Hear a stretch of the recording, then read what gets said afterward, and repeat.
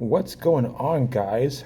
Welcome back to yet another Dragon Blaze video. And today's topic is going to be about characters, your heroes, and what you should be using, and like your builds and stuff like that, or what can kind of help you kind of progress throughout the game. So that's what we're going to try to do today. But before we do that, I'm going to open up a pack here, and we do have new events. I'm going to enchant my characters as well.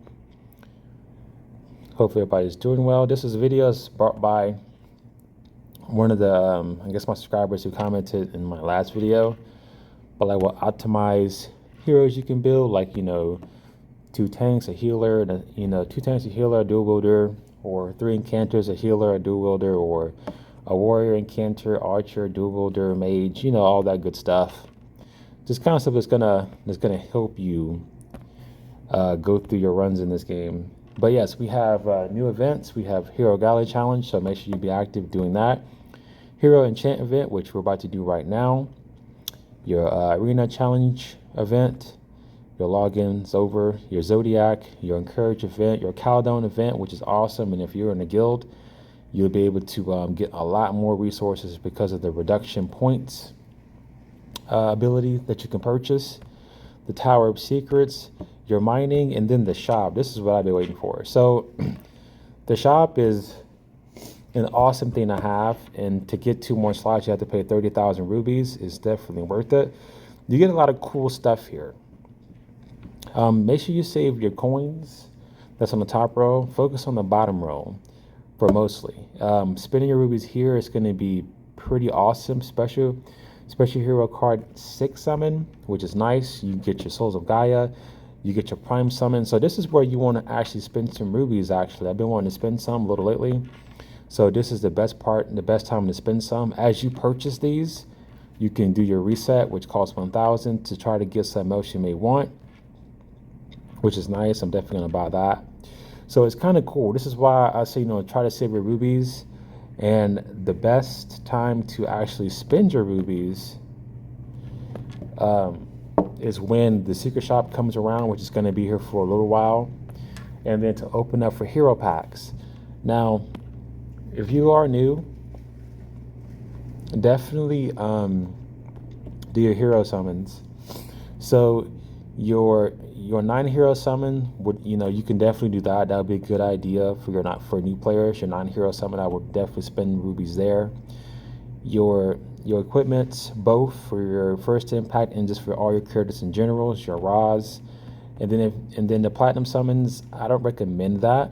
That's up to you. And then obviously when the rate's up, you definitely want to spend rubies if that's the character that you want. But you get treasure cards and more, and it's going to help all your characters as well. So I would definitely recommend spending rubies then. But let's do the enchant event real quick before we get into the video. This won't take long.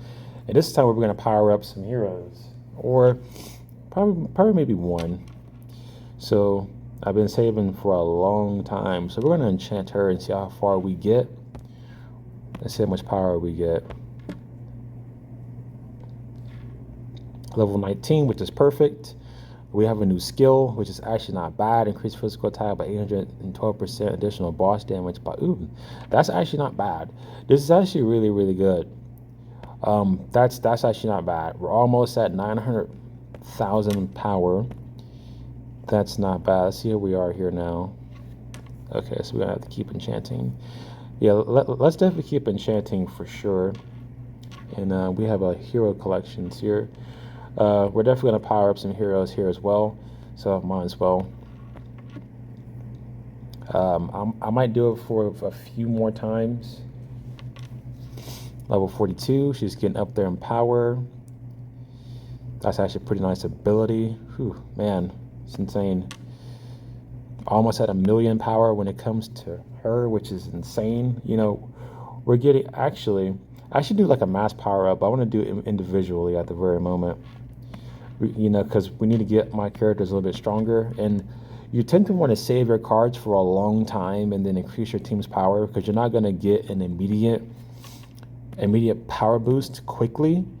You want to save. Okay, we're done. So now I will not be enchanting anymore. You want to save your hero cards later to power up, because your heroes won't get a power up very, very soon. So it just takes time. We're going to open this and then we'll get into the video. Sorry about that. I like to do this on screen to show you what you're getting, just in case you miss the events or anything you miss like that, or you're just not paying attention. We'll get into this.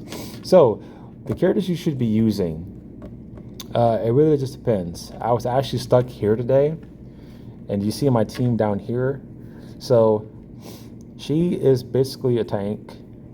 I mean, she's a paladin, but she's basically a tank. This guy is an offensive character, because you can actually, this is a healer, this is a rogue, and he's basically a warrior as well, or a dual wielder. So I got stuck in here because these guys, they didn't really kill my team. They're just really hard to kill so quickly. So beforehand, I was using, in place of him, I was using her. The one that's highlighted here, I was using her over, and then I switched her out to him, and then that basically got my team down. So it really just depends on what you're looking for. The optimal builds most of the time is going to be, let's go to heroes actually, so I can get better clarity. So she's a dual wielder, she's a rogue, which I already knew, a paladin, which I already knew, a dual wielder, which I said he was one or the other. You obviously got your priest, and then you have, I'm guessing he's a dual wielder or a warrior. He's a dual wielder. So in most cases, whenever you're trying to go through stuff, you want to be able to get a lot of damage in quickly, because some cases fights are going to take you a little bit of time, and in most cases Dragon Blades don't really give you a endless amount of time to do stuff. There's actually an invisible timer that's up there that you cannot see. So in most cases you'll have a decent amount of time to fight, but it will say you get defeated because you didn't beat them fast enough. So it really just depends on where your characters are and where their power are. So for me, going through like the optimal builds depending on what you're looking for. Going through your adventure dungeon, it just depends on what you're looking for. But I would kind of follow what I'm doing. You know, I have a paladin, I have 2 dual wielders, a rogue, and a healer. Because your archers, they may deal some pretty good damage as well, but this team has been very successful for me, and it also depends on how strong your team is. So for me, this team works. Like I have my paladin, which gives buffs and gives heals and shields. Both of my dual wielders puts in lots of damage, especially from their signature skills. The rogue signature skills great. She does really, really good damage, and my paladin does as well. And then my healer, well, she's just here to make sure my team stays alive, but she does decent damage too. So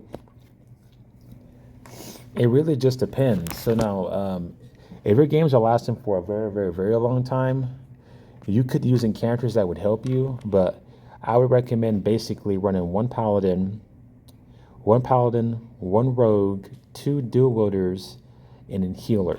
That's kind of where I would stick at, because getting into their face and getting damage done quickly, and plus sometimes your rogues have really good invasion and stuff like that too.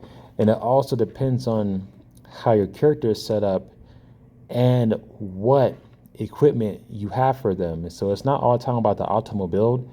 It's kind of like where you are when it comes to the power level of your team, which is why I made like videos like this where you can enhance the grade of your weapons and increase your power of your team. It's the reason why I say, you need to focus on your armors, getting them powered up, focus on your characters, getting character cards, treasure cards, so you can actually get through. Oh, I can unlock you finally. Get through and to get to your optimal builds.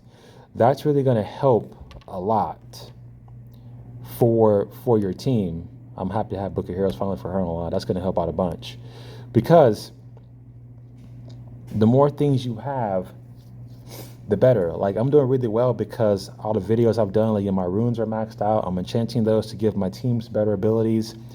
She just got Book of Heroes done finally, so as you see at the bottom, I get all those abilities right there.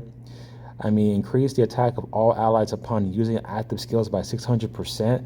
And then we have a Cerberus, and then we have the fourth one, Crystal Mastery level 4, Crystal Mastery of Truth level 4, Cerberus, which is another selfish one, and then Cerberus for your team. But this one, increase physical attack upon all allies using active skills by 1200%. So it's just things like that.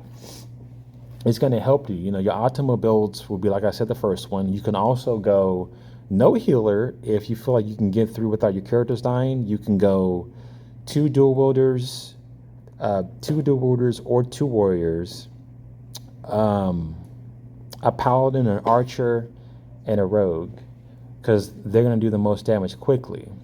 If you need a healer, then sure. But in some cases, you can go archer, you can go two archers, a dual wielder, a paladin, and a healer. And it just really depends on where you are in all of your stuff in this game. If you watch all my videos, you know, from my jewel videos, you see down here, my jewels right here, they're all maxed out at the highest maximum possible of this game so far when it comes to their evolutions. And then each one has an ultimate jewel built into them, which gives me additional skills. So when it comes to your optimal team, I can give you any team in the world, but if you're not, like, your characters aren't as powerful like where mine is or beyond, where you have your armors that are decent, which here they're actually pretty good, actually. Like, I'm doing pretty good when it comes to my equipment here. I believe this is what, SS? So yes, it's SS, SS, and S. So I still need to get higher ones, which I'm currently working on now. But when it comes to trying to figure out where you need to be, you have to get stronger in this game by increasing your armors, like you see here. Look at that 6,500 power right there, just for putting an S on my paladin. And then, you know, you have your book of heroes. Then you have your character enchants, you have your armors, your equipment, and your EL equipment. Then you have your runes, and then you have your guild buffs and stuff like that. So there's just so much when it comes to trying to figure out where your optimal team is going to be. It's going to be helpful. Now, if you're new, then you need to use her. She's really good. Her signature skill makes your team invincible for a couple of seconds. She does decent damage. She's a tank. She will keep her team alive as well. She's great. She's great for a paladin. But the thing is, you want to build all of these guys. He's also a really good paladin as well. He gives your team buffs. He is amazing. I've mentioned him plenty of times. But you want to build all your third impact characters and all the heroes, except for the second impact. You want to wait for these. They take a long time to build, and they're still worth making, but just be mindful to make all of your characters. And then when it comes to your first impacts, it's the same thing. You know, you want to use a paladin, two dual wielders, or a paladin, dual wielder, two rogues, and a healer. In most cases, you may not need an archer or a mage, but if one of your offensive characters is not really doing too well, then you can swap out for an archer or two and see if that will help you. And then you can also swap out your healer if you need to. If you feel like your team can stay alive, to where if you need some extra damage, you can do that as well. So it really just depends on where you are. And then when it comes to powering up your heroes, make sure you save up your cards for a little bit of time. The more time you save up, the more power you have. So that's really going to help you if you save up your cards. She's not level 50, by the way. It says default level to the left up here is level 42. So just know that's not her true level. But when opening up packs and stuff like that as well, especially with the events, especially being active in them, they'll give you packs sometimes. Like I just got 2 free packs there just for being in the event and then buying stuff. And you can go to the Odyssey attack team. You can get some summons there at the end if you reach all the points. But, you know, you can also craft your cards as well, which is very useful if you can. You being new, it's going to be kind of hard to do that because you're still new into the game. But your optimal teams can be that. You know, it can be always have a healer, always have a paladin. After that, you can use a dual wielder, a warrior, and an archer, or 2 archers and a dual wielder, or a rogue, or a mage. It just depends on kind of where you are, because I mess with my teams all the time and mix them up, but I always stay with using like a paladin and a healer, those don't really go anywhere, hardly. Like I've used my adventure team here. Like I swap my team out now because they're new, but my team doesn't really ever go anywhere that often, depending on what I'm facing against. And I'll swap out maybe like one or two, depending on what's going on, to fix the problem.